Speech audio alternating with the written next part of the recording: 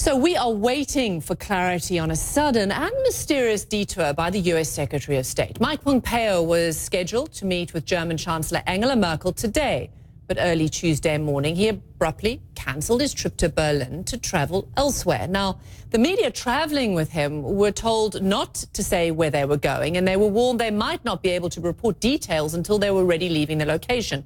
They were all told the secretary had, quote, pressing issues to deal with. Well, we're still waiting to hear from the press pool traveling with the secretary. In the meantime, Nick Robertson joins me now from London. So it does get kind of stranger and stranger, doesn't it? Because this is not normal. This is not common for a Secretary of State to go sort of semi-AWOL in the middle of an official trip, and also walking out on the German Chancellor. Yeah, walking out on the German Chancellor and having all those meetings set up with the German Foreign Minister as well. That's absolutely unusual. Normal to restrict the press when he would fly into a potentially dangerous situation, potentially a war zone. That is normal, but we don't know that that's what is done.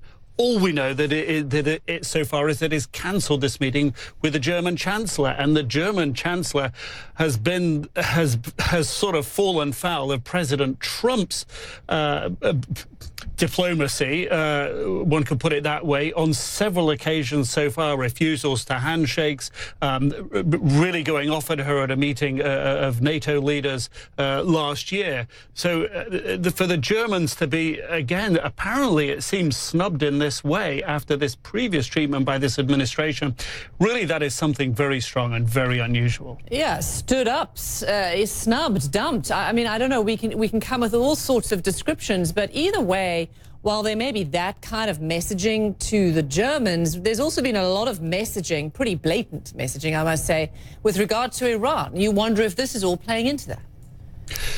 You do. I mean, one has to wonder how Iran factors into this. I mean, what we've learned this afternoon is that Iran plans to announce tomorrow, on the anniversary, the first anniversary when the United States pulled out of that multinational joint nuclear deal with Iran, that Iran is going to announce that it's going to reduce its compliance. European countries have been straining and stressing with them, asking them not to do that, because if they do that, there's a potential that the European countries will have to reapply sanctions. The Iranians, for their part, have been saying that Europe isn't doing enough to stand up for them. The IAEA, the International Atomic Energy Agency, says that Iran is compliant with the nuclear deal so far. And this is sort of seems to be getting to a crescendo point with the United States moving the Abraham Lincoln carrier group. Now we understand B-52 bombers into the region in the Middle East near Iran, that they see the possibility of Iran increasing some threats to U.S. forces in the region.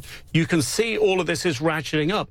Did that announcement, expected announcement by Iran, play into Secretary Pompeo's movements? And when we find out finally, eventually, where it's been and what it's been doing, will all of that make more sense? Yeah, and the Hawks administration certainly seem to be lining up sort of strategic domino, what it is and how it all plays out. We'll see. Thanks so much, Nick Robertson there, providing us with the diplomatic analysis. Thanks, Nick.